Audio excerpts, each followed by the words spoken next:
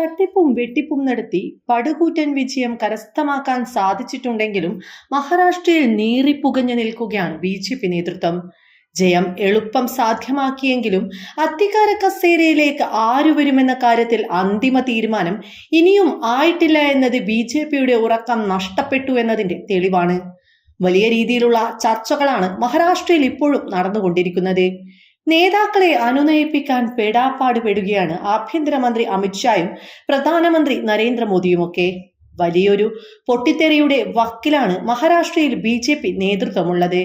അങ്ങനെയിരിക്കെ ഇതാ മുംബൈയിലെ ഒരു സ്വകാര്യ ഹോട്ടലിൽ തിരക്ക് കൂട്ടി വലിയ രീതിയിലുള്ള ചർച്ച നടക്കുകയാണ് എന്ന ഇന്റലിജൻസ് റിപ്പോർട്ട് പുറത്തു വരുമ്പോൾ കോൺഗ്രസ് ബദൽ നീക്കത്തിന് വേണ്ടി ഒരുങ്ങുകയാണ്.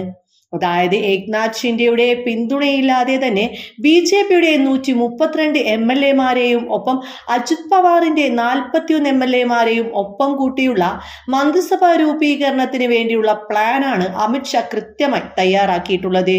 എന്നാൽ അത് പൊളിച്ചടുക്കാൻ കഴിയുന്ന തരത്തിലേക്ക് ബി.ജെ.പിയിലെ നിയമസഭാ സാമാജികരിൽ 20 പേർ ഇപ്പോൾ തന്നെ പാർട്ടിയിൽ നിന്ന് രാജിവെക്കാൻ ഒരുങ്ങുകയാണ് എന്ന റിപ്പോർട്ടുകൾ അമിത്ഷായുടെ കണക്കുകൂട്ടലുകളെ പാടെ തകർത്തിരിക്കുകയാണ്.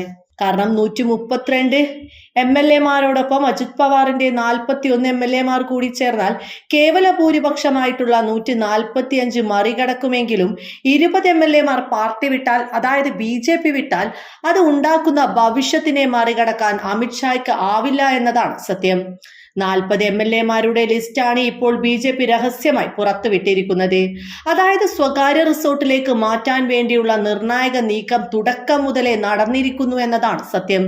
തെരഞ്ഞെടുപ്പ് നടന്ന നവംബർ 23 കൃത്യം 7 മണിക്ക് ശേഷം 10ഓളം MLA-മാരുടെ ഫോൺ 2 ദിവസത്തേക്ക് അൺറീച്ചബിൾ ആയിരുന്നു എന്ന നിർണായക വിവരം കൂടി ഇന്റലിജൻസ് റിപ്പോർട്ടോടെ പുറത്തു വന്നിരിക്കുന്നു എന്നാണ് നിർണായക വെളിപ്പെടുത്തൽ.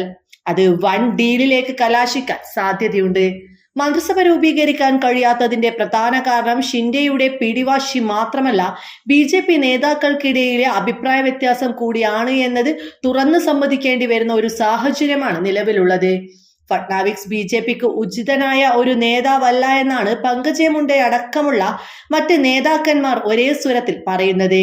ഫട്നാവിക്സിനേക്കാൾ ഏറെ കഴിവുള്ള വ്യക്തിയാണ് താനെന്ന് പങ്കജ ഉറപ്പിച്ചു പറഞ്ഞിരുന്നു.